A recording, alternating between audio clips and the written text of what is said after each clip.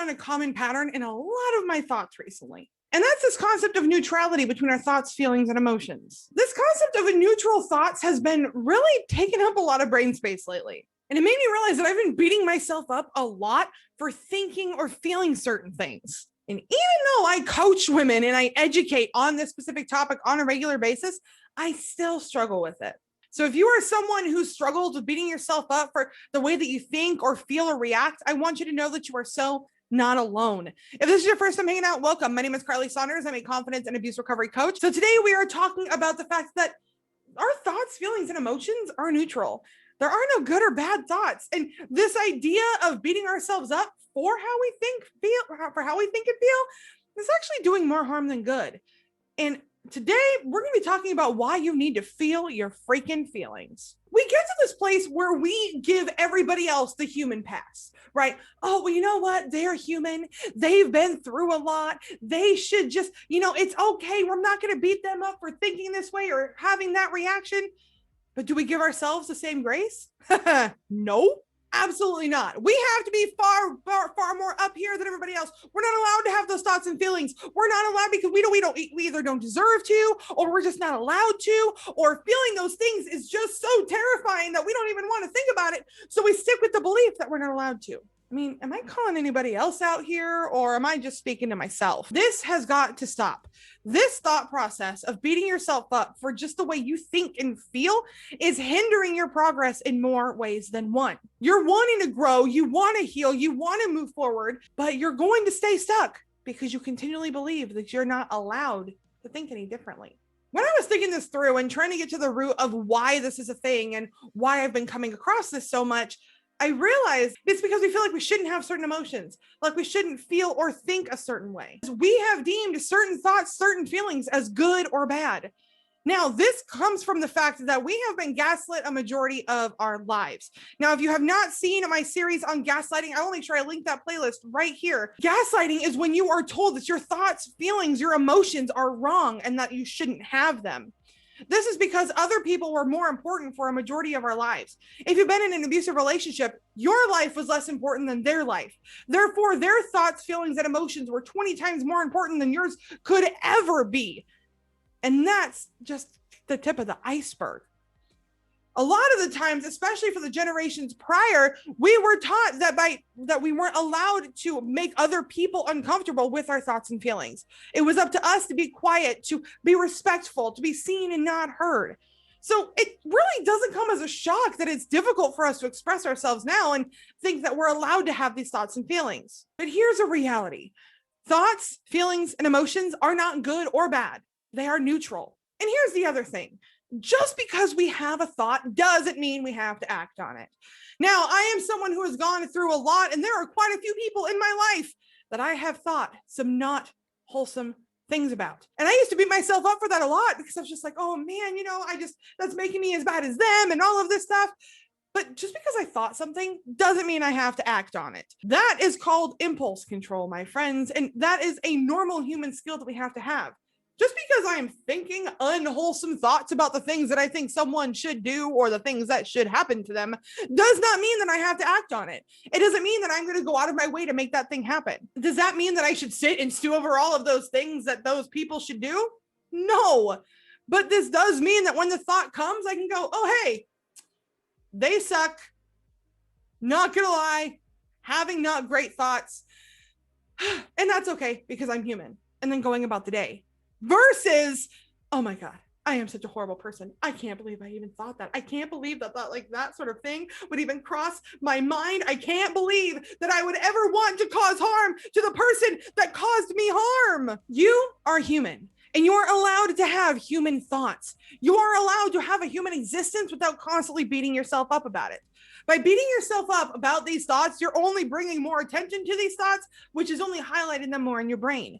By allowing the thought to come, be curious about it, recognize that it's there, and letting it just float away, I know that's an oversimplification, but allowing yourself to work through this process is going to give you more freedom than you ever thought possible. I was coaching a friend of mine on Instagram Live a couple of months ago, and she really struggles with this concept of self-love. She truly doesn't feel like she deserves to have self-love, that she doesn't deserve to have the confidence. And the question I asked her was, what if that was okay? What if it was okay to feel like you didn't deserve it? What if having the thought that you didn't deserve it was okay? Her immediate response was, well, it doesn't feel good. I don't want that. I don't want it to be okay. But the reality is that she was already thinking that thought anyway. There's no way around that thought. There's no way of just having that thought stop and turn around and, exit the brain as if it never came. You're already thinking that thought anyway. So what if it was just okay? What if it was okay that that thought showed up unexpectedly? You don't have to like the thought, but it's okay that it shows up. Or you could sit there and go, oh my gosh, this stupid thought. Why do I think I don't deserve confidence? Why do I think I'm this way? Oh my gosh, this is just horrible. And then getting yourself all worked up versus just going, wow, that kind of sucks. And that's okay. Whether we want to accept it or resist it, those thoughts that come, we're already feeling that way. We're already having that thought. We're already feeling that emotion. And that's okay. The best thing that we can do for our brain in that moment is learn to just not have a gut reaction of beating ourselves up, just allowing that thought to be there. I'm not saying you have to like the fact that it's uncomfortable. You don't have to like that thought. And certainly I don't think anybody should like the fact that they feel like they don't deserve confidence and they don't deserve love. I don't think that's an okay thing that like we should get comfortable with, but it's okay to feel that. It's okay to have that thought show up. What if the reason we feel this way so much and so often is because we haven't actually allowed ourselves to sit with that thought, to ponder that thought? And because we haven't allowed ourselves to sit with it, it just kind of sits there at the back door, begging to be let in. While we pretend it's not there, pretend to ignore it, it just gets louder and louder. But the reality is that if we just let that voice show up, if we let that voice come in just for a second, if we just let it be, eventually it'll get bored and leave. What if a major part of the healing journey was just letting yourself feel whatever it is that you feel? Whatever it is you feel about yourself, whatever it is, those things. What if it's just allowing yourself to sit with it and be okay with that? What if it's learning to self-regulate by letting ourselves exist as humans? We are capable of feeling thousands and thousands of different emotions. Suppressing any of them isn't healthy. Going through self-development and learning to not be angry doesn't mean that I should never be angry again. There's a lot of things I am rightfully angry about and lots of things I will continue to be angry about. Look at our court system, anybody? Look at how the fact that abusers are sympathized with and victims are constantly forced through the ringer just to prove that they were abused. Yeah, I'm angry. And I should be angry because if I wasn't angry about those things, I wouldn't be fighting for change. It's the same thing with any of these other feelings. If you feel grief, feel grief. Allow yourself to grieve the fact that a relationship is over. Allow yourself to grieve the fact that the you that you wanted to be before you went through the trauma, it doesn't exist anymore. Allow yourself to grieve that. Allow yourself to process through whatever feelings, but allow yourself to feel and process. Just let yourself be and feel whatever comes up because you are a human freaking being, not a robot. I'm not saying to, lay a foundation and build a house in this place. But if you need to pitch a tent and camp out for a bit, that's okay. Let yourself. The great thing about camping, usually, is that you can pick up the tent and move whenever you are ready. So let yourself. If you need to, set up that tent. Sit with the grief. Sit with the anger. Sit with the pain. Sit with the feeling of unworthiness, whatever it is. And then when you're ready, move forward. And recognize and celebrate the fact that you just did that you allowed yourself to feel and you still moved forward. It is absolutely important to include positivity in your life. Do not get me wrong. I am the self-described self-talk queen. I started my entire journey about learning how the brain is affected by how you talk to it. So yes, I am all about positivity. I learned that I didn't have to be angry all the time and that I actually could feel joy. And now I'm obsessed with that. And joy is something that I'm constantly creating every day. But that doesn't mean that I need to suppress all of the things that aren't joy. Continue to live in a mindset of abundance. Continue to generate joy. Continue to say your affirmations. But if there's a thought that comes up that ain't so great, that's okay. You're human. I know that this can seem particularly scary if you are someone like me who was in that angry place or the grief place or the dark place for so long. And you're like, Karleigh, if I say it's okay to feel those things, I'm going to go back down that hole and I'm going to wake up to find that it's nothing but pitch darkness around me. And I totally understand that fear. That is a fear that I have to work with every time I get a feeling that I don't like. And I try to let it be okay. But the reality is that by letting yourself be okay, by letting yourself visit that dark place, you're not locking yourself in a prison. You're opening the door and you can just sit on the steps and you can turn around and you can see the light behind you and you can sit on those steps and face the darkness. And then when you're ready, turn right back around and go back into the light. I feel like that sounds super morbid, but I really hope that you know what I'm talking about here. The other part too, is that if you never go into those dark spaces, and if you never clean out the cobwebs, and if you don't sweep up the dust, and you don't go through old boxes, you'll end up with a bigger mess than you even realize. So what if you allowed those feelings to show up for a second? What if instead of saying that you shouldn't be angry at yourself, what if you let yourself be angry? What if instead of saying that you shouldn't feel guilty, you just let yourself feel and then recognize that that guilt isn't yours to carry?